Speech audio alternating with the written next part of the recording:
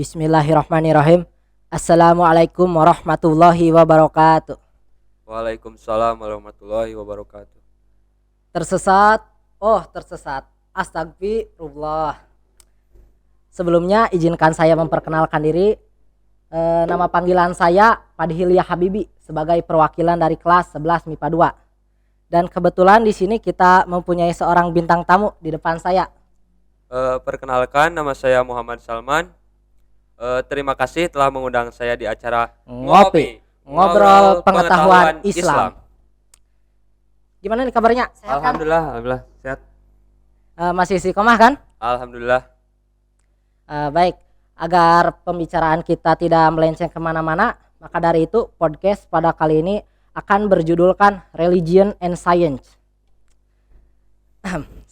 Sejujurnya judul ini agak sedikit kontradiktif karena beberapa orang mengatakan bahwasanya agama dan sains itu saling berlawanan atau juga bertolak belakang.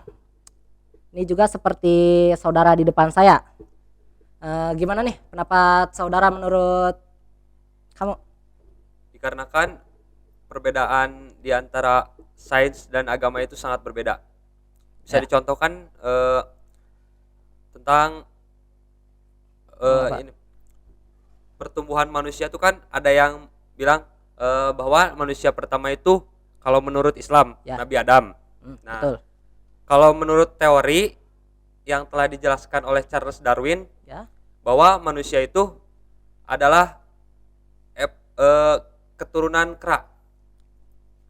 Jadi ente berpikiran bahwasanya manusia itu keturunan monyet gitu? Iya. Kenapa? Coba jelaskan. Dikarenakan seiring dengan waktu, perubahan cuaca, zaman, suhu iklim gitu kan. Nah, jadi ada penyusutan dan perubahan. Ya, perubahan. Ya. Jadi gini nih, ente dengerin dulu. Jadi dikisahkan bahwasanya Nabi Adam itu turun ke bumi karena sudah memakan buah kuli. Dan waktu itu ukurannya kira-kira sekitar 60 hasta atau 30 meter. Yang mungkin kita sekarang sudah hanya berukuran kurang lebih 2 meter juga tidak sampai ya. Jadi ya terjadi penyusutan lah seperti itu. Karena waktu dulu juga nih banyak yang relate. Contohnya gak jauh-jauh nih yang dekat Indonesia aja dulu. Di Papua, di lautnya, di dalam laut itu ada sebuah tembok besar, benteng. Benteng itu ukurannya jika dikira-kira 10 kali lebih besar dibandingkan dengan tembok besar Cina itu. Kalau ente masih kurang percaya, ente tahu piramida? Iya, tahu. Nah, piramida itu kan itu besar tuh. Ya. Waktu dulu manusia mana mungkin kuat mengangkatnya satu-satu. Kan ini maksudnya itu dulu itu nggak ada teknologi ya. Truk nggak ada, mau kontainer yang besar terus yang angkatnya juga nggak ada. Nah, jadi dulu itu pakai tenaga fisik. Jadi orang itu dulunya besar-besar, kan itu piramid juga besar. Gimana? Tapi menurut saya teori itu belum terbuktikan. Jadi makam Nabi Adam itu bertempat di mana? Bertepatnya mungkin karena ada beberapa sumber yang mengatakan bahwasanya makamnya itu terletak di pegunungan India.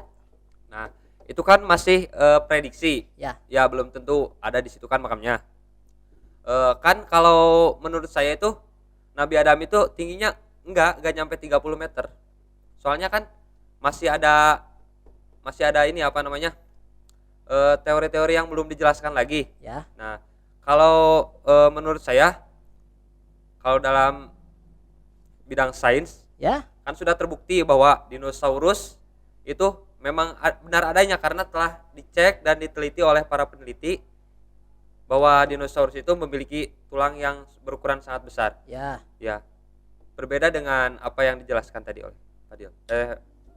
Ya. Jadi begini nih. Meskipun kera ini mempunyai 90% DNA-nya mirip manusia, tapi itu bukan keturunan, maksudnya nenek moyang kita. Jadi kita itu bukan keturunannya. Gini nih. Karena ente percaya bahwasanya kita itu keturunan kera, ente juga pasti percaya tuh ayam itu keturunan T-Rex. Gitu. Ya. Coba jelaskan. Jadi ya seperti yang tadi yang di awal saya jelaskan, perubahan iklim, cuaca, suhu, dan perbedaan zaman. Nah, kan Anda tahu ini mamut, Ya. ya hewan yang hidup di zaman es. Ya mirip gajah itu. Ya, yang mirip gajah. Oh iya ya. Nah, kan jadi kalau hewan itu sih bisa beradaptasi dan berubah. Nah, seiring dengan ya itu waktu tuh. Kan pada waktu zaman es itu hewan-hewan itu rata-rata di tubuh mereka itu menumbuhkan bulu. Ya. Jadi supaya mereka itu tidak kedinginan. Nah ini nih bentar. Nah itu juga terjadi pada manusia. Kan dulu itu iklimnya mungkin masih bagus, belum ada polusi, belum ada apa. Yeah. Jadi itu dulu manusia gede-gede, tapi seiring ya berkembangnya zaman, terus banyak teknologi, kita juga menyusut. Kita ini mungkin umat pada akhir zaman, kita ini umat Nabi Muhammad kan. Mungkin kita sudah generasi terakhir kita, soalnya kita sudah mencapai penyusutan yang sangat besar. Kita ini sudah kecil ini. Kita nggak ada lagi. Nah jadi menurut tadi pendapat saya gimana ente nih? Percaya nggak? Kalau sampai sini percaya. Ya. Ya sudah cukup percaya. Tapi masih ada yang mengganjal di hati gitu. Ya. Masih kayak ada yang kurang. Terus ente pengennya apa? Sebutkan 2 teori yang berkaitan dengan agama dan sains. Ini nih. Teori yang pertama saya ngambilnya dari Quran dulu ya. Gini nih. Dijelaskan karena tadi kita ngomongnya tentang evolusi. Gini nih, di Quran surah An-Nur ayat 45 dijelaskan sesungguhnya Allah menciptakan semua hewan yang di bumi itu dari air. Yeah. Nah, ini termasuk relate juga ke teori evolusi biologi itu masuk. Nah, jadi ya emang betul tuh semua hewan itu berasalnya dari kepiting sepatu kuda katanya. Nah itu yang pertama. Yang kedua, Anda tahu Big Bang? Ya. Teorinya? Jadi sebelum terbentuknya alam semesta. Ya itu ledakan. Iya ledakan sebelum terbentuknya alam semesta.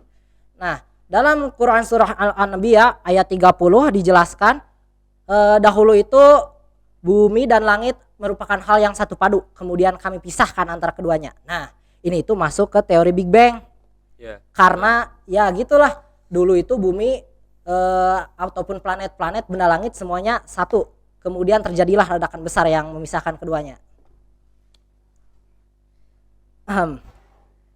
Gimana nih? Ya sudah cukup. Ya sudah kita simpulkan aja. Jadi sains dan agama ini sebenarnya merupakan ya tidak berlawanan tapi memang saling mengait satu sama lain, melengkapi, betul.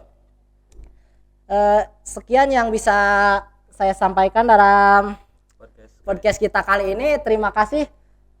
Sebenarnya masih banyak yang ingin saya sampaikan dikarenakan waktu tidak memungkinkan. Sudah cukupkan saja. Wabillahi taufiq wal hidayah. Wassalamualaikum warahmatullahi wabarakatuh.